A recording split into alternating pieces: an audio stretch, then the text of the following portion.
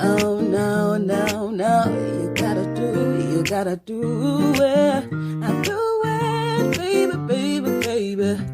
No, no, no. Hey guys, welcome to this week's episode of So What's Popping. Today's episode is gonna be so interesting, you guys. It's hella interesting. We are gonna be making some space brownies. Is it space brownies or weed brownies? I know it's space muffins. I'm not sure about space brownies. Let's just call them space brownies, even though I think they're called weed brownies.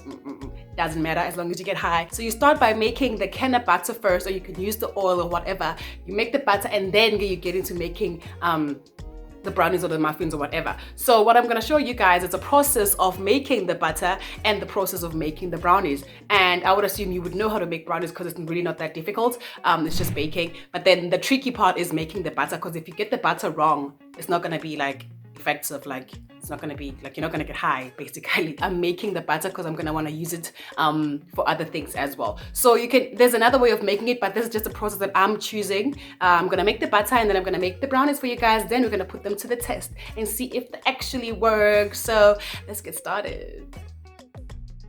So we will start by making sure we have all the ingredients we will need to make our brownies. The most important one being the weed. Now, I got this from my father's farm, and as you can see, it was not harvested correctly, and there are many stems and seeds in there, and because of that, that's the main reason why I'm choosing to make the butter.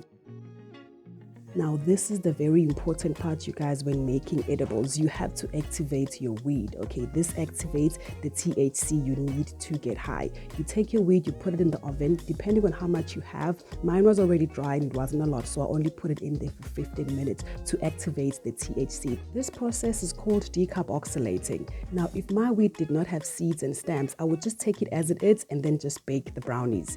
Since cleaning it will be a lot of work, it's easier for me if I make the butter. You can use any type of butter, it's a preference thing. Even there, you guys, you don't just take the weed and mix it with the butter. No, the butter has to go through a process called clarifying, where you remove this foamy stuff, which is the milk solids. Melt your butter at a low temperature, and when the white stuff starts to form, just remove it with the spoon. By removing the milk solids, it makes your butter rich and also makes your infusion with the wheat stronger. Now it's time to start our infusion.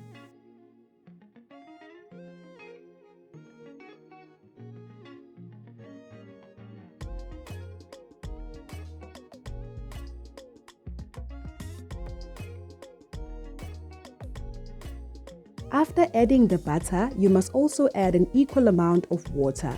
The water will help infuse the butter with the cannabis. Now remember guys, you don't have to make the butter. If your weed is clean, you can just take it after decarboxylating it and put it directly into your baking mixture. But your weed must really be clean. It must have no seeds and no stems, because that is not good for consumption.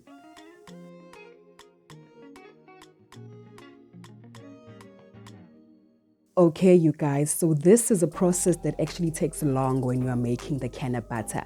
Again, depending on the amount of weed you use, some people recommend leaving this mixture on the stove for about 2 to 3 hours.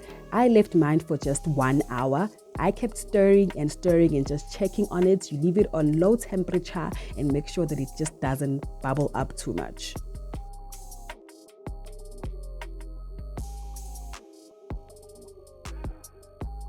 Now that my mixture is done cooking, it's time to filter out all the bad stuff that I don't need. The seeds and the stems must go, guys. We don't smoke that stuff, so we also should not consume that stuff, okay? Because it's not good for our brains. Ooh, look at this beautiful mixture. It's just so perfect. When you are done filtering your mixture, it should look something like this. The water settles at the bottom and the butter is on top. Now you ask, so how do I extract the butter from the water? Well, another long process. You have to put your mixture in the fridge.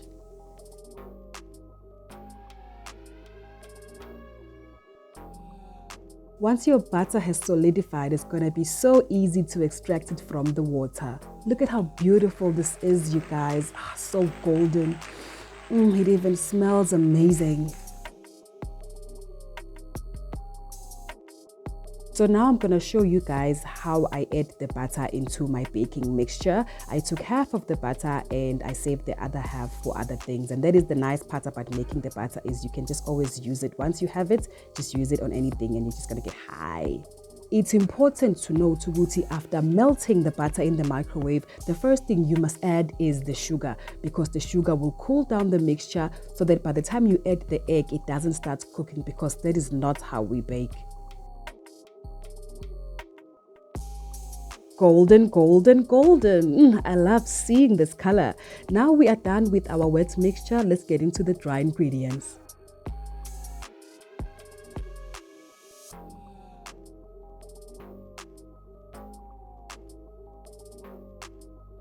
I would recommend that you do the dry mixture while you're waiting for your cannabis and the butter to infuse, because that's a whole hour of doing nothing. But for the purposes of this video, I had to move things around because I wanted the butter part to make sense to you guys. Now, I also wanted to add extra cocoa because I felt like I did not put enough, and some chocolate chips as well. And then we take our beautiful mixture with our secret ingredient and we throw it in there. Also, guys, another thing that's important to note is please don't mind my measurements. When I bake, I just go with the flow. So please don't mind my measurements. Just bake how you normally bake, and also excuse my nails.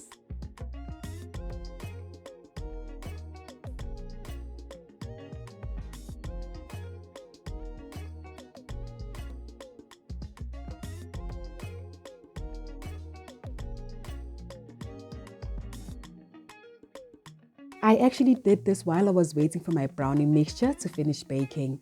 I decided to make the icing. For that, I prefer to use a different brand of cocoa, and yes, I use normal butter for the icing. But if you want to make killer brownies, you can use the rest of your canna butter to make the icing. And because I love playing with flavors, I added this pure Zimbabwean peanut butter into my frosting. It is so rich in flavor and so delicious.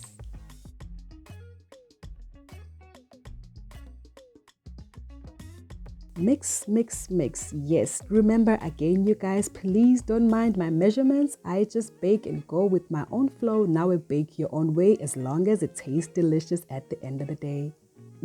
Glossy. Like I said, I did make the mixture while I was waiting for the brownies to finish baking, and then I put it in the refrigerator, and now it looks like this. I personally prefer it thick like that because I choose to put it on the sponge while the sponge is a bit warm, just to create that glossy look. You'll see what I mean.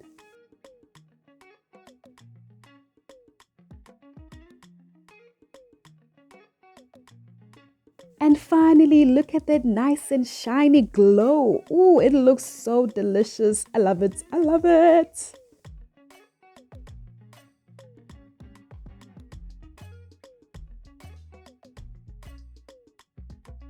I present to you our final finished products, the most delicious and soft space brownies. Do you know what time it is? Because I know what time it is. It's time to get high.